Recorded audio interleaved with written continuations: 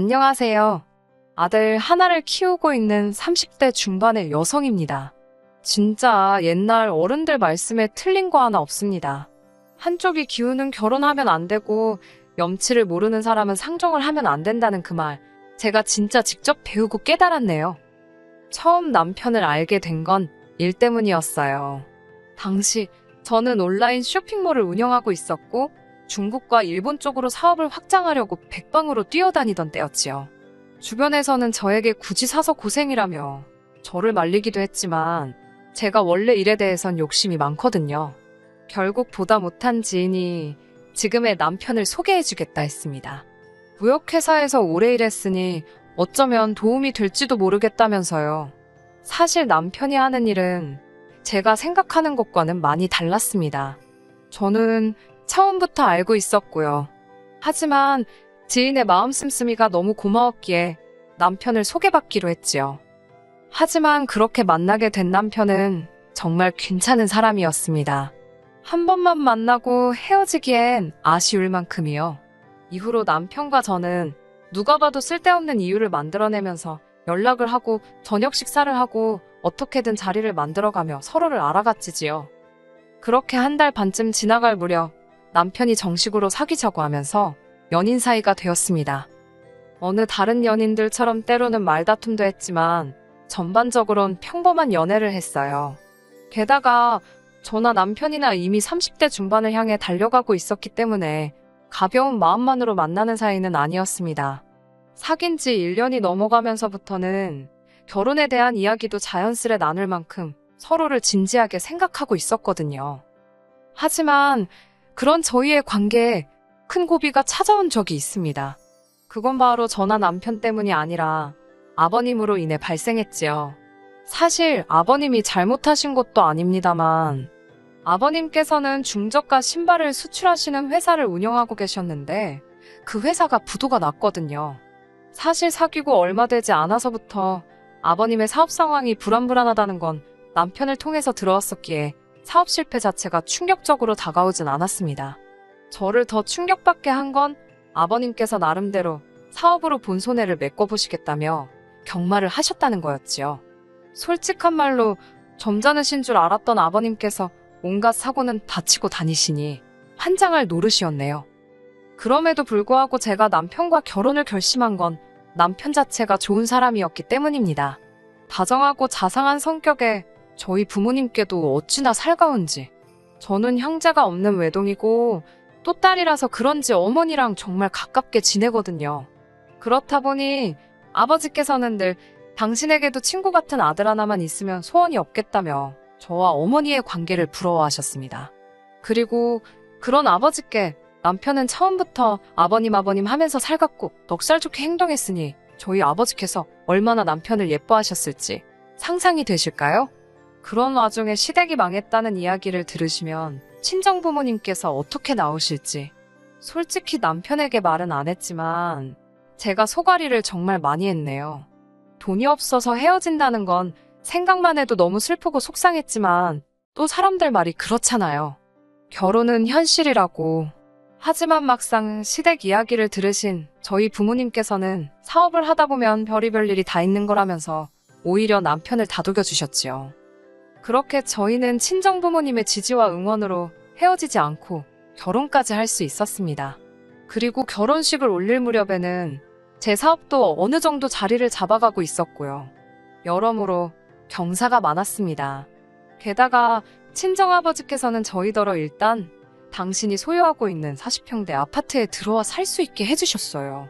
이후로 저는 제 사업을 확장해 나가는데 집중했고 남편 역시 비록 저만큼은 아니었지만 다니는 회사에서 승진도 하고 그렇게 저희는 비교적 안정적인 생활을 꾸려나가고 있었습니다.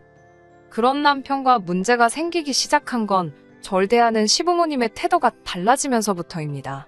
그전까지는 그래도 어머님이나 아버님께서 저를 좀 어려워하시고 어느 정도 선을 지켜주시던 분들이셨어요. 솔직히 말씀드릴게요.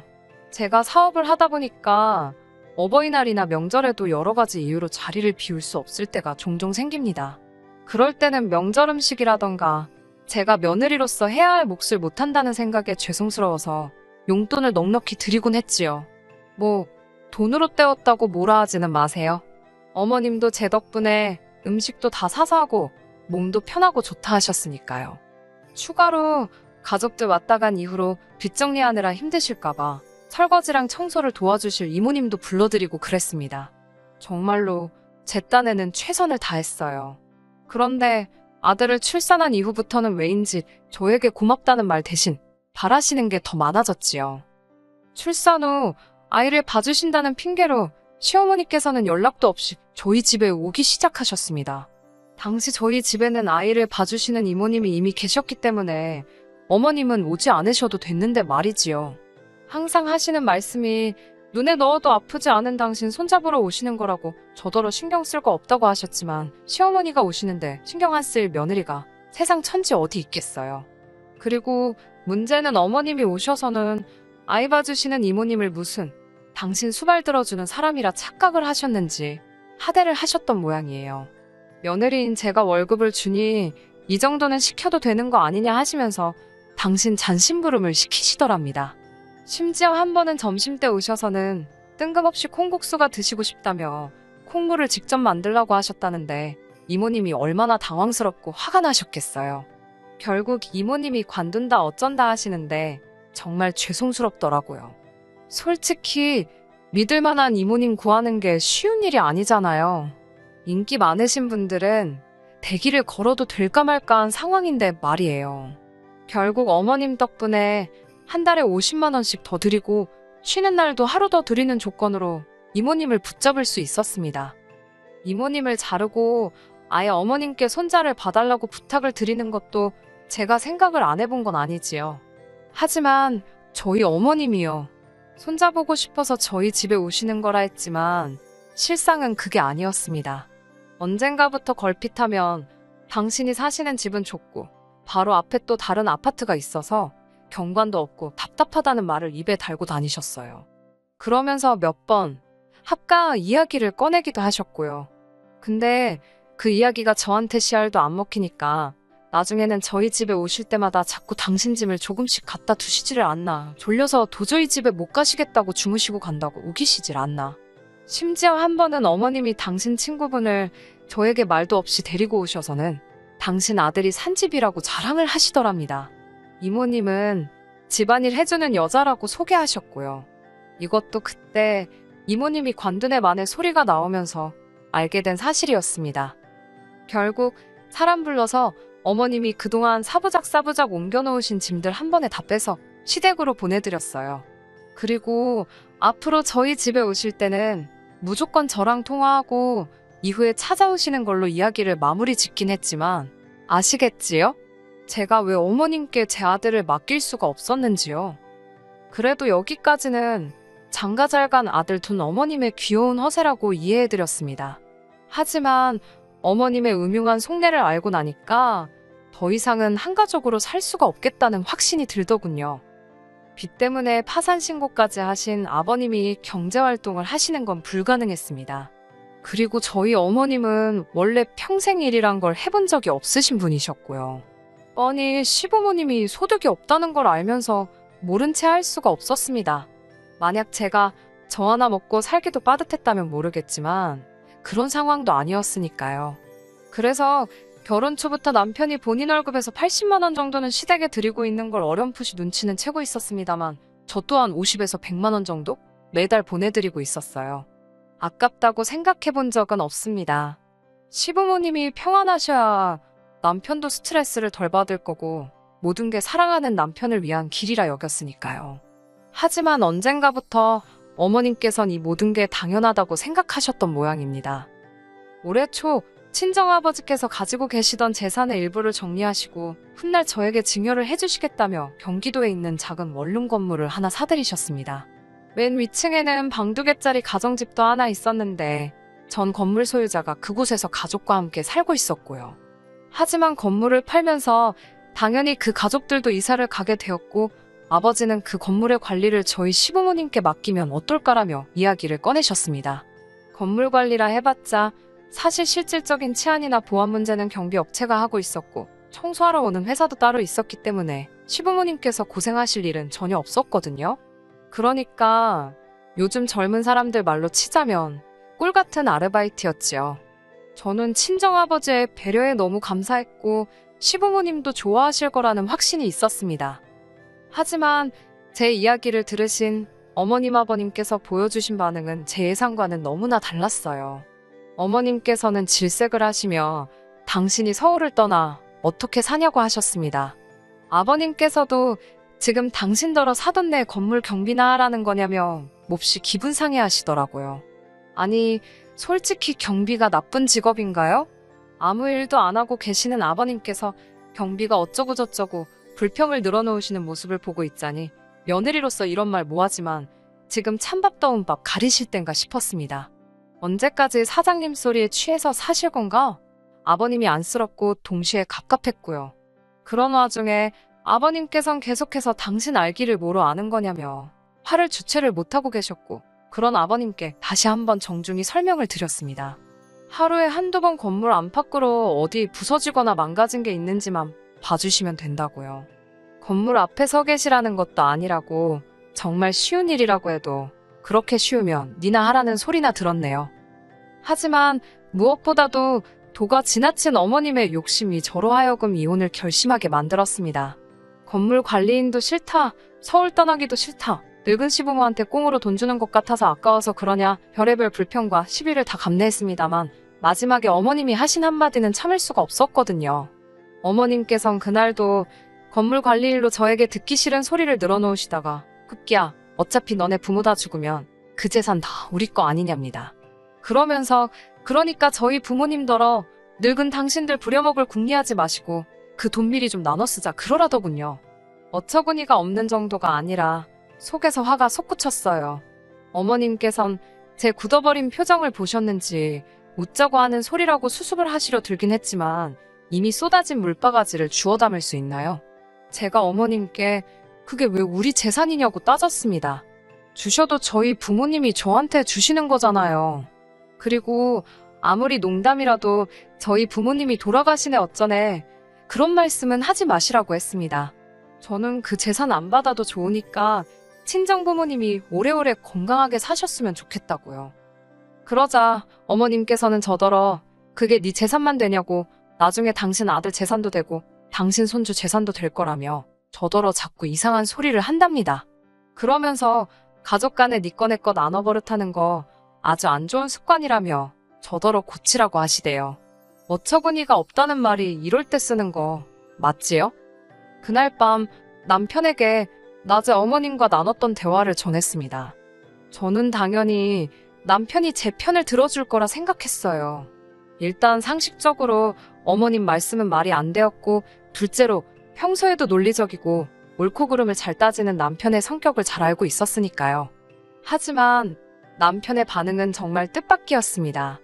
남편은 아무래도 시부모님께서 사업이 망한 이후로 자격지심이 생기셨는지 예전보다 더 돈에 집착을 하시게 된 것 같다면서도 저한테 왜 자꾸 시부모님을 돈으로 자극하냐 했습니다. 시부모님께서 기어이 돈 때문에 며느리한테 굽신거리는 걸 봐야겠냐면서요. 황당하고 어이가 없었지요. 그게 도대체 무슨 소리냐니까.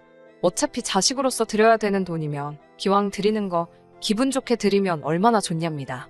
꼭 그렇게 건물에 와서 관리를 하셔라 어째라 저째라 조건을 달아야겠냐고요. 보아하니 이미 남편도 어머님께 들은 이야기가 있었고 나름대로 생각을 정리했던 모양이더군요. 처음엔 황당해서 말도 제대로 안 나왔습니다. 하지만 생각할수록 남편 말도 괘씸하더라고요. 제가 남편에게 내가 시부모님 용돈 드리는 게 왜 당연한 거냐고 물었습니다. 당신은 우리 부모님 용돈 드리냐니까 남편이 한다는 소리가 장인 장모님은 돈이 많지 않냐입니다. 돈 없는 부모한테는 용돈 주는 게 당연하고 돈 많은 부모한테는 받아 쓰는 게 당연한 거냐고 물으니 남편이 순간 말을 못하더군요. 그리고 엄밀히 말하자면 그 돈 없는 부모가 당신 부모지 내 부모냐고 내가 그분들 용돈 드리는 게 왜 당연한 거냐고 물었어요. 그리고 친정 부모님께서 당신 챙겨주는 걸 그러면 당신은 그게 이때까지 당연하다고 생각한 거냐고도 따졌지요. 당신이 장인 장모한테 돈 맡겨놨냐고 아니면 시부모님이 며느리인 나한테 돈을 맡겨놓으셨냐고 진짜 웃긴다고 써붙였네요. 그러자 남편이 돈 가지고 이러면 진짜 유치한 거랍니다. 그러면서 돈만 많지 저더러 이제 보니 쫌생이라는 거예요. 그 소리를 들으니까 저도 진짜 속된 말로 눈이 돌아가더라고요. 이때까지 남들이 뭘 그렇게까지 하냐고 해도 사랑하는 남편이고 그의 가족이라 생각해서 내 딴에는 최선을 다했는데 호의를 베풀면 호군지 안다더니 나는 돈이라도 있는 쫌생이지 넌 돈도 없는 쫌생이지 않냐고 막말이 오가기 시작했습니다. 그러다 이혼하자는 소리가 나오니까 이혼하자입니다. 그러면서 제 아들을 인질로 삼더군요. 이혼하면 2번 다시 아들은 못 볼 줄 알라나요. 알겠다고 했습니다. 없는 살림에 한번 최선을 다해서 키워보라고 했지요. 솔직히 아들을 안 보고 산다는 건 상상도 할 수 없었지만 아들이 물건도 아니고 뭐 지가 안 보여준다고 그러면 제가 못 보나요? 그리고 아들은 지 능력에 무슨 재주로 데려가 키우겠어요? 안 되면 법적으로 싸우면 된다. 별의별 생각이 그 짧은 순간에도 머릿속에서 얼마나 빨리 전개가 되던지 스스로 놀랐네요. 이후로는 이혼하잔 소리까지 오간 마당에 무슨 얘기를 서로 못했겠어요. 그 일이 있고 나서 남편은 시댁으로 들어갔고 시댁은 한바탕 난리가 났습니다. 어머님이 쫓아오셔서는 저더러 미안하다고 사과를 하시던데요. 이혼은 무슨 이혼이냐면서 당신이 그냥 웃자고 한 소리에 제가 그렇게 신경을 쓸 줄은 몰랐답니다. 하지만 떠난 버스가 뒤에서 울고불고 한다고 돌아오는 적이 있던가요? 이미 제 마음은 다 떴고 남편도 시부모님도 큰 짐짝처럼 여겨질 뿐이었지요. 결국 양육권은 제가 갖는 조건으로 합의 이혼하게 되었습니다. 법적으로 다투면 결국 가져올 수 있는 양육권이었지만 그렇게 남편과 지지부지하게 얽히기 싫어서 제가 남편에게 양육비 달라는 소리를 안 하는 조건으로 양육권 포기시켰습니다. 너무 쉽게 양육권을 포기하는 그 모습을 보고 실망과 동시에 이혼하길 잘했다는 안도감이 들더군요. 지금 저는 친정부모님과 함께 살고 있습니다. 저희 부모님께서 아이 양육을 도와주고 계시고 저는 계속해서 사업을 키워나가는 중입니다. 전 남편이 된 그 인간은 어떻게 지내냐고요? 지가 모아뒀던 돈, 집 부모랑 같이 갉아먹으며 살고 있겠지요. 자동차도 저희 회사차 끌고 다니다가 이혼하면서 저한테 내놨으니 에휴 차도 없겠네요. 하여튼 사람들은 왜 가진 것에 만족할 줄을 모르는지 이해가 안 됩니다. 욕심부리다가 본전도 못 찾는다는 속담이 뭐가 있었던 것 같은데 기억이 안 나네요. 아무튼 이제 각자 갈 길이나 가면 되는 거 아니겠어요? 저는 저대로 아들과 함께 즐겁게 살아보렵니다. 끝까지 들어주셔서 감사합니다. 오늘의 사연은 여기까지입니다. 구독과 좋아요, 알람 설정 부탁드리고 더 좋은 사연으로 다시 찾아뵙겠습니다. 감사합니다.